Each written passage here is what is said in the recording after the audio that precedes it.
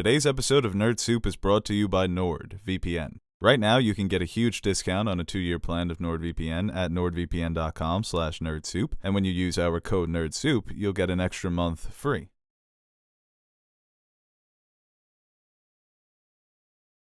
So who cried? I cry for everything, but yeah, I cried twice.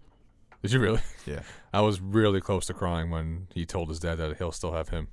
I didn't cry, but I knew I could have if I wanted to. If you really thought about it, you could drop a tear. I'm watching, when you see something funny, you don't laugh, you're like, that's funny.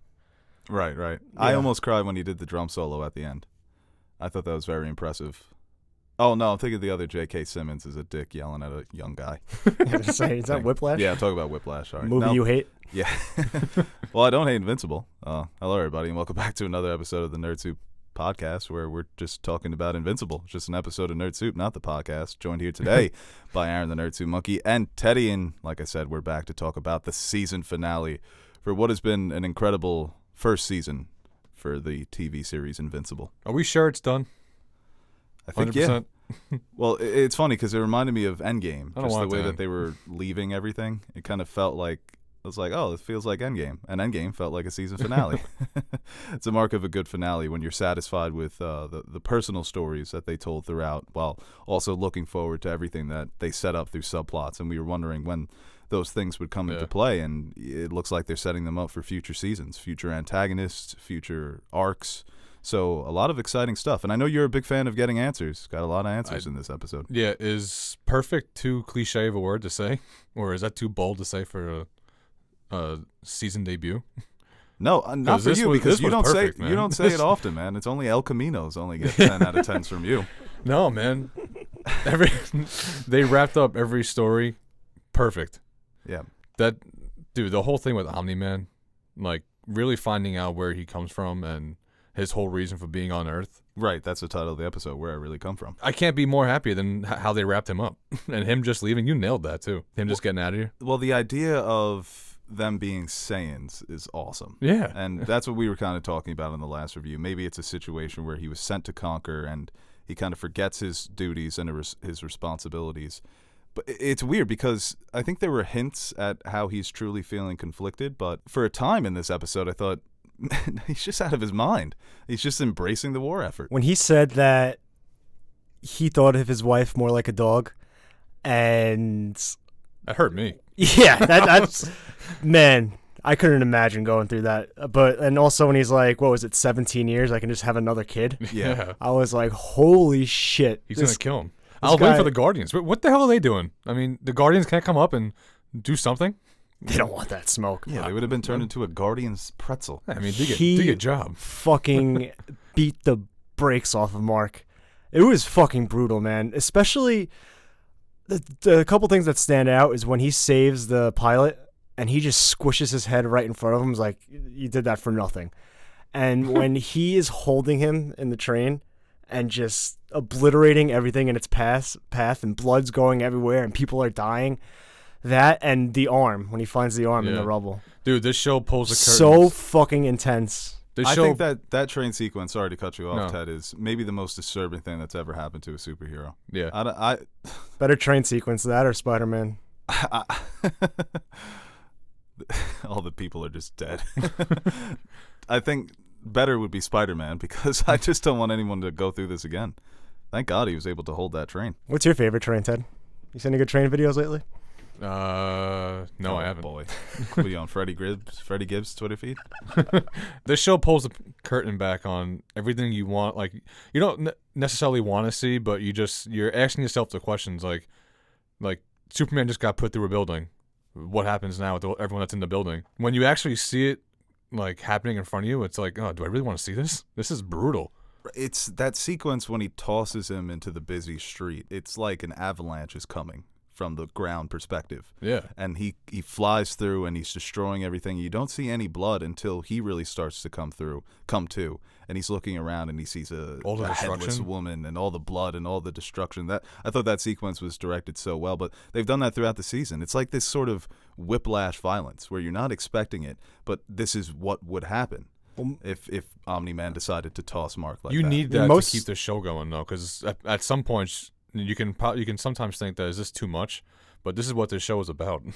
No, it's violence for a reason. Yeah. Omni-Man in these moments, I saw it as he was trying to break his humanity. Right. And we'll get into more of Omni-Man's mindset, but just showing him how meaningless life can be, and eventually hoping that Mark would become numb to it. And That's an intense way to try to get your point across. Like he said, he fucked up. He should have done it little by little, but I think that most superhero, like Avengers or even Man of Steel, like you see all that destruction, you don't really get the ground level. They show bits and pieces. Yeah. I know in Ultron when they kind of show the Hulk realizing what he's done and things like that, but never to this extent.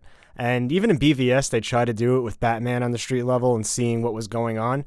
It's, you see like just chaos, but you don't see the fucking dismembered bodies and crushed skulls. And obviously PG-13, you really can't do that. But with this, it's the actual real life portrayal of what would happen if these two fucking mammoth, super-powered people had just a conflict. Right. But here's the thing: in Batman vs Superman, it just seems like it's senseless destruction. It's like things that wouldn't be happening during that destruction is what they're showing in Batman vs Superman. In this, it's showing what actually will happen if this goes down in the city. yeah, like it is the violence. I think they did a better job in the sequel explaining the repercussions of two superpowered beings destroying a city. But yeah, like we mentioned, that the violence is intentional here. It's for Omni-Man trying to prove his point. You said maybe there's a better way, but I think with Omni-Man, we were wondering why he was so concerned about Mark getting his powers, and I think they answered that in the beginning here. I think when he realized that he got his powers, a lot of the episode is him telling him, why would you want to live your life and watch everything that you love die? I thought that was him admitting his own insecurities with the fact that he's immortal. You could just basically replace Mark with a mirror, and he's having this conversation with himself. So I thought that we answered that question as well. And also, why did he kill the Guardians? I think it's twofold. It's taking out the biggest threat to you conquering this planet, and also seeing if you could do it, if you could kill your friends, because he is able to kill the Guardians, but in this episode he isn't able to kill Mark because he has that flashback and he still has that attachment and that love there. So I thought that stuff was very fascinating, and some good explanations here. I genuinely think that I want to agree with you because what you're saying does make sense, but I genuinely think that he's a bad person, and he took out the Guardians for the war effort. Well, no, yeah, I think that's very clear that he's a terrible person in this episode. I know. I mean, like, pure evil. Like, I know he has the conflict, but I think his conflict isn't go away. I think he's going to go home to Viltrumite, and they'll talk some sense to him, and they're going to come back. Yes, I think that what we're seeing is being set up is Vader over the course of 4 or 5 seasons, where he's not going to get his redemption in one moment. It's something that's being built up and led to. I guess it's similar with Vader, but Vader is very much I'm evil, and then in a split second he's good. But I think it is similar. Does Omni-Man get redemption for what he did, though? I mean, not necessarily redemption, but the way that they set up at the end when Alan comes back and says that the coalition of planets are going to stand against Viltrum. Maybe Omni-Man, and he mentions that Viltrum has never ever left their post ever. This is the first time with Omni-Man. So that's conflict right there. Yeah. Where you have this Spartan, a Saiyan, essentially, going against the war effort. Maybe we'll get more information as to who's running that empire. Who's Omni-Man's superior? We talked about this as well. Will there be some repercussions for him abandoning his post? They're not going to understand. They're not going to fucking care. What's higher than Omni? Omni. Dude, Omega Man. Why does everyone that wants to conquer Earth, or everyone's conquering, is always eliminated by half? Because he says that... No, they did that on their own planet, right? Yeah. Yeah, after the big fight, half the population was left. Watching Omni-Man's character development is probably the closest thing for me to Thanos. Just the way he thinks. They put you in his shoes, where it's what side of the fence are you on? You understand where he's coming from, as he's saying it. He's not from Earth. This is his job. Like, he disguised it well. We grew to love him, but this isn't who he is. I mean, all the explanations for why he's here and what the ultimate plan is, I think was very intriguing. And I'm very interested to see how that plays out. Like you said, he did leave his post. Is he going back for reinforcements, or is he just going to go somewhere and just kind of relax for a little and kind of reevaluate what happened? But him during this whole episode, man, or that first half, just as like the look in his eyes, he had the bloodshot eyes, blood on his suit, him saying all this shit to Mark, it was some of the most like brutal, heartbreaking television I've ever seen. And like you said, that flashback was kind of sad. Kind of a dick. I mean, just let his son play baseball. By the way, that was an error at third, so it's not a real home run for Mark. I hope the scorekeeper jotted that down. Like, it took until that moment to kind of for him to reevaluate his own humanity and Mark and his life with his family. You know, as much as he was trying to, obviously he was not going easy on him, but he knew the limits until the very end when he just keeps pummeling him. I thought he could have died. Me too, man. He was an inch away from death. And I kept saying, how are his teeth still in his mouth? Yeah. And he just fucking knocked his teeth out. I'm like, okay. I guess that's part of being a Viltrum, that they just grow them back perfectly. Viltrumite. Yeah. No matter how many times this kid's in the hospital, he comes back the next day. His hair's perfect. Pearly teeth, whites. smile. Yo, healthcare in this world is legit. Yeah, Yeah. no, that Cecil healthcare is Well, it's really probably only legit. for the heroes. Speaking God of damn it. Cecil, Even in fiction, Cecil might be the keeping us only out of the loop. Yeah. Cecil might be the only government worker that I enjoy on TV, where it's not like, oh man, he's being a real dick. Like, I really can't stand when he comes on the screen. But between him and Nick Fury, I don't know who to take. We were wondering if DC's Batman would be able to survive the Omni-Man attack. Would he have had a contingency plan? And I argue that DC's Batman is Cecil. This is what Batman would be doing. I'm just going to run the government. I'm going to have every contingency. Like, in this world where there is no kryptonite, where there's no one weakness that you can target, this is what Batman would be doing. He wouldn't be running around. It looked like that's what they were Yeah. chefing up when he goes to the secret lab. Right. I'm done drinking tap water, by the way. I low-key believe what Cecil said about You got to avoid the tap Drinking water. tap It's the water. fluoride. They say fluoride. That might be what's keeping us from seeing those light frequencies. But yeah, no, it does look like they're building some sort of technology that could possibly defeat powerful beings like Invincible and Omni-Man, and also maybe trying to bring back Immortal one more time. That worked very well the first two times. I'm getting sick of this guy. They better now. be juicing him up. Hey, they juiced We up didn't really Hail Mary. touch upon that yeah, That is true. that for him it must have been a split second of being killed by Omni-Man, and all of a sudden you wake up and that's your first thought. Yeah. Because people were saying, why not approach that with a better plan? But that's a split second. He's dead. He's alive. Omni-Man. Yeah, in his eyes, you know, He's gonna wake he up just went again. dark. Yeah. They need to put this motherfucker in chains. Seriously, just hold him back. And that's how the episode opens, right? His body just split in half right in front of Mark. Mark thinks that Omni-Man's being mind-controlled. He's trying. Very graphic shots throughout this episode. Not just what happened, the shots that you see were very graphic and disturbing. Your Thanos point is a good point, because I understand why Omni-Man is doing this, but I never rooted for him. Right. He's sympathetic, but I desperately wanted Mark to be able to somehow beat this guy. Me too. I was rooting so hard for Mark, even though he doesn't stand a chance. And But that's what the show, the grounding on this show is flawless, or it's perfect, because Mark can't beat him, you know, and there's no reason that he should beat him. He's not strong enough for Omni-Man, and it wasn't like just last ditch effort, flip the switch, and now I can beat the shit out of Omni-Man. It didn't happen. He left. He needs to start training. Yes, he does. I wonder if they'll do that. in Imagine the if next 2 Viltrum seasons. comes with all power. They're fucked. Yeah. Imagine two Omni-Mans. Are you kidding? A whole fucking planet's coming to your crib. No, not good at all. I was such a fan of the way that they left everything, because they're setting up the Guardians to be the Justice League of this world, and Mark will, Omni-Man never joined the Guardians because he didn't want to be under their command. With Mark, he doesn't feel that he's ready, that he wants to get stronger, to really come into his own until he feels that he can lead this team, and he will be their Omni-Man replacement. He'll be their Superman in this world. Do you think they? So hopefully he's definitely got to get stronger if Battle Beast comes back. Let's worry about Battle Beast first. Yeah, exactly. He has a lot more on his plate than just his dad, dude. Because he's got some rematches in his future. Do you guys think they made Omni-Man too OP, where now it's like, what can beat him? Mark. Yeah, but his dad is 40, and he says that they age like crazy. He's going to get better. You think so? He's going to get better. The How Guardians does are he going to train, get better. They also showed those aliens that were the planet that he destroyed. They seem to want revenge on Omni-Man as well. So they might join the coalition of planets. Maybe Battle Beast joins. Battle Beast It's seems like Earth, that's when everyone comes together. Even though Battle Beast doesn't look to be from this planet, but Yeah, I don't know where he was. he just jumped into the portal and left. Right, he was yeah, OP. Just dipped. Kidding me? Yeah, that's the thing. No, I think we always wanted.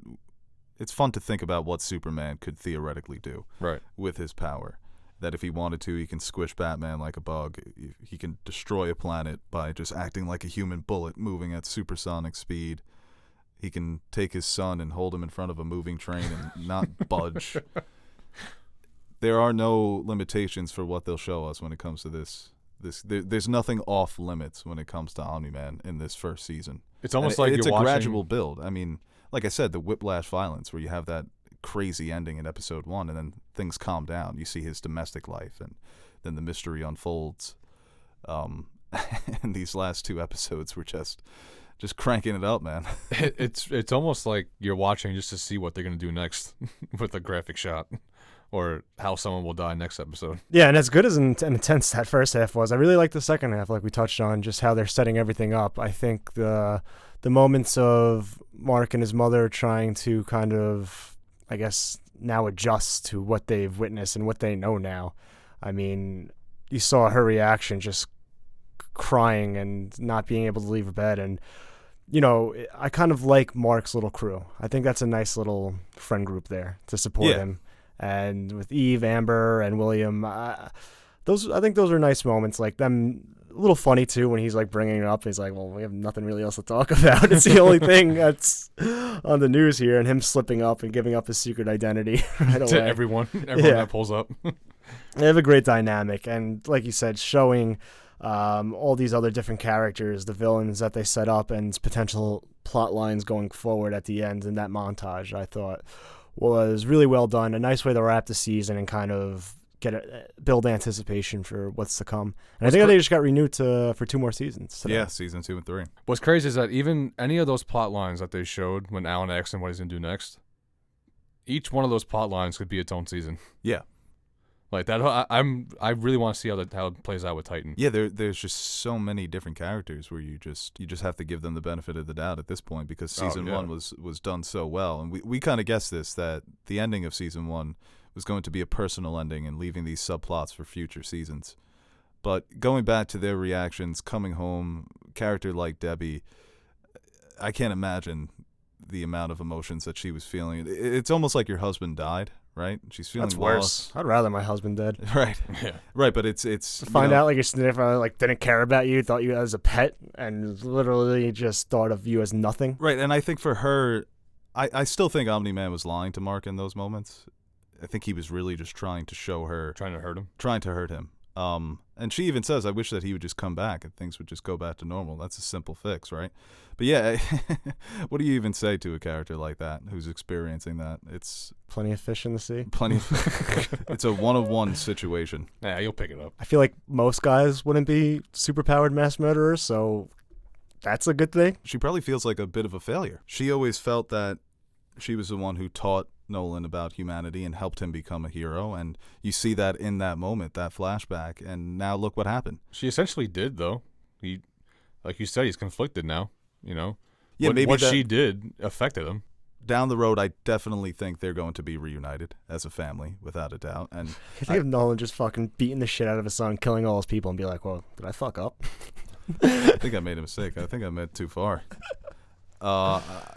A character like Debbie may be somebody who can drag him back to the light. Not even drag him back to the light, but influence his decisions to maybe stand with Earth at one point. Mark even says when he's got his back to Mark, he said, I've seen you save people time and time again. And like I've mentioned, he's not cruel in moments where he's trying to interrogate or intimidate. There are some other ways that he could have gone about he's just menacing. Covering his tracks. Right, he's menacing because when you have that power, he's more like Daenerys than I would say even a Homelander. Homelander seems more unhinged, unstable. Omni-Man knows what he's doing. Right. Like, he may go too far, but he's a super-powered fucking warmongering demigod. Yeah, well, yeah, exactly, because he wasn't conflicted at those times. Maybe now he might be a little different, but he was doing everything for a reason. There was never a point where he was questioning what was going on. I also think there can be an aspect of maybe they don't tell them what they really do to these planets.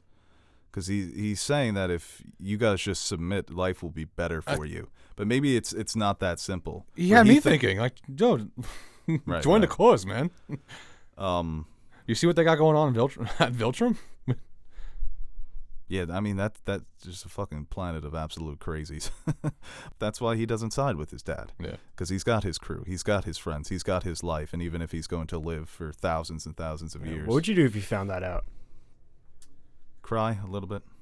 What, that you're a Viltrum? You're from Viltrum? Like you're just gonna live longer than everybody you've ever loved. Cancel my life insurance. Yeah. When you put it like that, your point makes a lot more sense. About Omni-Man. Yeah, that he hates his life, and We he hates talked what he's about looking this at. on a podcast the other day, that eternal life is terrifying. Yeah. And especially when you're going to watch when everyone else doesn't have it. Damn, that's sad. That's Mark, that. Mark really flipped a switch on him. I got you, Dad. Oh yeah, it's tough. Fuck. Yeah, and the way that they drew him, where he's just standing over him like a fucking ape or something. Yeah. And his face is, his mustache is mean. That's a mean mustache in those moments. Just hearing him gargle too. Oh, brutal scenes. Yeah, some of the shots where Mark is just the way that he lies down next to him as well.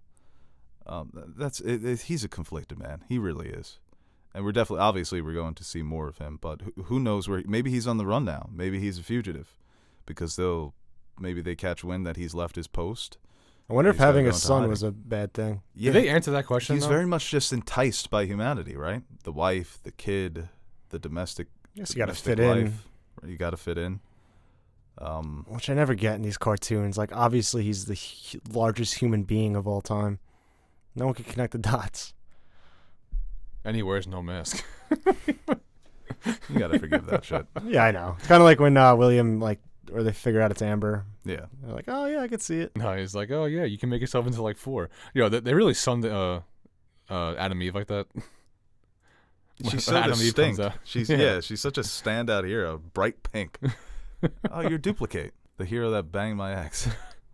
Well, the stuff with the Guardians in this episode was great as well, when Rex goes to wipe off the blood stain, and Black Samson has that kind of final lesson to show that they are a team.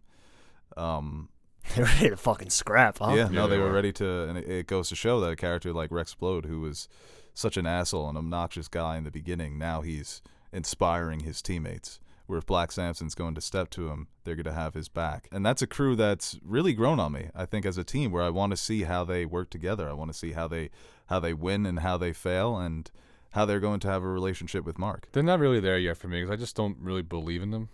No, I don't If believe that in them makes either. sense. No, Yeah. they kind of do suck, but this is the start. Yeah, This all right, is yeah. kind of the first step into becoming the team that maybe will lead the coalition of planets in that inevitable war. Well, Robot really pulled the rug under the Mauler twins. Yeah, he Set did. them up. Well, he's not Robot anymore. What is he? Rudy. Rudy. I thought it was funny when they go back to jail and the guy with the missing arm. Who they- With the cast on. yeah, they broke out. And Monster Girl seemed to be more open to Rudy in this episode. I think they're a thing now. Right? She pokes him in the heart and says, "Hey, you're not a machine anymore, kid." Figure it out. That was nice. So yeah, fucking also too. What's his name? Cecil. He's got that army now of those robot thingies. Yeah, he was working with D.A. Sinclair. Gives him the thumbs up. You imagine if they're ever going to lose control of that army, and that's going to be another subplot. Invincible. You got to think, because he's evil at heart, man. You got to think he's setting something up with those. Well, not even that Sinclair's evil, but that it's a technology that he can't maybe control. Because they were fucking, like you said, They were getting bodying. licks on Omni. They were. You fine-tuned that? You dropped the second version? I think we're ready for Omni-Man. The update. You think after that montage that Yeah. we're already ready for Omni-Man. You know what? Come back, fucker. We got you. 1 year. That was funny. I wonder with what the Alan. timeline will be for next year. Or for next year. I wonder what the timeline will be for next season. When do you think they bring Omni-Man back? He's definitely not going to be in the first half of season Halfway 2. Yeah, I'd through. say midway to the end of season 2. Do you think that it will be a situation where we see where he is in his travels? This is where Omni-Man is. He's not coming to Earth. He's interacting with newer characters. That's, I guess that's the whole point of a cliffhanger, because that's the one thing I want to know is where did he go? So you Kind got to of, answer that question. A cosmic nomad wandering the galaxies. Maybe on the run. Maybe looking for allies. Who knows? You're just going home. Yeah. Hey, I I fucked up. Earth's good. Remember Earth? We got it. Yeah, no, Yeah, they signed. I left the sheet back there, but they're on board. They signed a 10,000 year contract. player option for $5,000 more. What did you think about that? Well, we talked about that with Cecil. What I found very inspirational in this episode, and of course it's a heartbreaking moment for Mark, but he's fighting against his dad who he's loved and admired and has tried to emulate his entire life. And he's getting this heartbreaking news that his dad is a conqueror, that he was only pretending to be this hero for the last 17 years. And for Mark to be able to resist that, for his humanity not to break, for him to plant his feet, to stand firm in the face of an omnipotent hero was, to me, it was inspirational, and it indicates that he will become that hero that his father was only pretending to be. You imagine that this was enticing. Let's join my dad, right? He's my dad, and we're gonna conquer the world, but no, Mark he was unbreakable in this moment. Not invincible, but unbreakable. Do you think that eventually he will formally join the Guardians? I think so. I think unlike his father, that's something that he would do. I think him and Adam Eve probably join as well. You pick up Adam Eve and Mark. That's not a bad crew. Yeah, it's just a championship team right there. It is. You make a run. I wonder if he's They're like the Nets right now. Just waiting for Kyrie and KD to come on the team. They sign a free agency.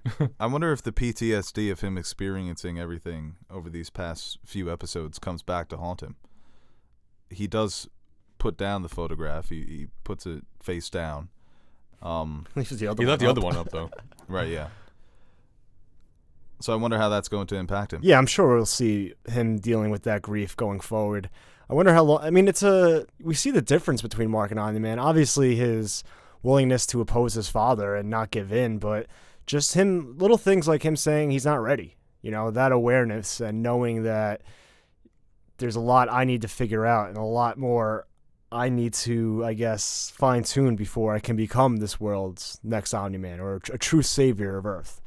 And it's very mature and very, I guess, it just shows a lot about his character. And I think we'll see him come into his own and kind of deal with that grief. And eventually, I think he'll join the team. You give him the C right away, right? Say that again? You give him the C right away, right? The C? The captain. Oh, captain? I don't like captains. No? I don't like the C on the jersey. I like captains, not the C, though. That's a Red Sox thing. Jeter never had the C. He didn't need the C, though. Exactly. Invincible won't need it. All right, that makes sense. He changes his costume. It's a giant C. Invincible. I'm the captain here. The animation in this episode, I think throughout the season has been really great. But this episode, the one sequence that really stands out to me is when Omni-Man is evading all the missiles from the fighter jet. That was awesome. And you mentioned that it's like watching Dragon Ball Z when they were zipping around, just the red streak tossing the blue streak. This felt like round one of the inevitable 3-round grudge match between these two. That's what Dragon Ball Z did so good too. It made you feel like you yourself can't watch them either because of how fast they are, right? And how good they are. Yeah, that different. It's funny because I just saw Demon Slayer over the weekend, and they had an element of that too, where two characters are fighting, and the other characters are like, "We can't even jump in here because we can't follow these movements." I like the shot of the red and blue streaks flying through the air. Yeah, that was really good. And just a couple of shots when Mark's just pulverized in the ground in the mountain. Omni-Man overlooking him. Some of the shots of Omni-Man floating above Mark were so good. But yeah, the animation has been a standout, and it's impressive. An 8-episode, 40 minutes each. You imagine that the budget had to have been pretty high because animated shows don't usually run this long for episodes. Standout episode overall. I think it's probably between this and last episode. If you view them as a two-parter, they're both phenomenal. Right. And the two best of the season, which is saying a lot because it's been a great season. Yeah. And it was so disturbing to watch that news broadcast when they talk about the deaths being incalculable. You wonder how this is going to change society. They do say that in the narration, that this is the day that the world changed forever. Yeah. So this maybe will be their blip moment. You have to imagine the entire world feels betrayed because Amber says, I wasn't the only one who's being lied to, but Omni-Man was the world's hero. He was their Captain America, their Superman, and now he does this and then fucking gets the hell out of Dodge. That's got to be a traumatic thing for the entire planet. Can you imagine if The Rock did this? Just think about how vulnerable you are. That's what it would be like. Seriously. Definitely one of the best season finales that I've ever witnessed. And like I said, I'm just so excited to see that seasons 2 and 3 are confirmed. there's so much that's set up. There's so much more that they can give us with these characters. You imagine that this is just the tip of the iceberg. So can't wait to jump right back into it. Yeah, I'm gonna need Amazon to like finish 2 and 3 and get those out immediately. I'm gonna need those next week. Yeah. I'll email Jeff. Jeff? But thank you guys for joining us for this review. Comment your thoughts down below on season 1 and the season finale. Like, share it, do all that stuff, and join us for future reviews of future shows that are hopefully as good as Invincible. If not, we won't review them. So don't join us for that. Is anything worth watching now? After watching Invincible? I hate that after a good show. I For real? really do. It's like, what's gonna top this that I You watch just don't now? want to watch anything. Yeah. Today I've been feeling that way where I don't want to watch a movie. I just want to rewatch Invincible. Like now we got no Cap, we got no Falcon and Winter Soldier for tomorrow. Waiting for those random HBO heaters. Yeah, they've been slacking, man. We haven't had one in a while. HBO, step your shit up. And be in touch. Well, would you look at that?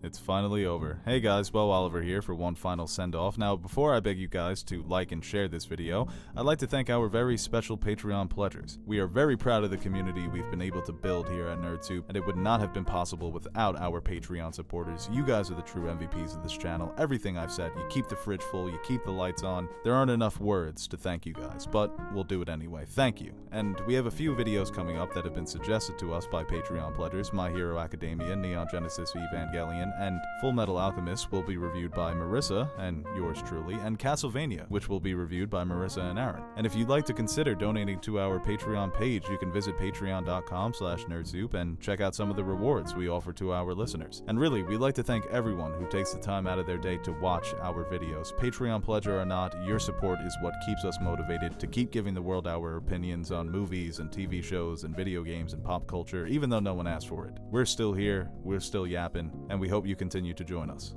I'm Beau Oliver, and I support this message.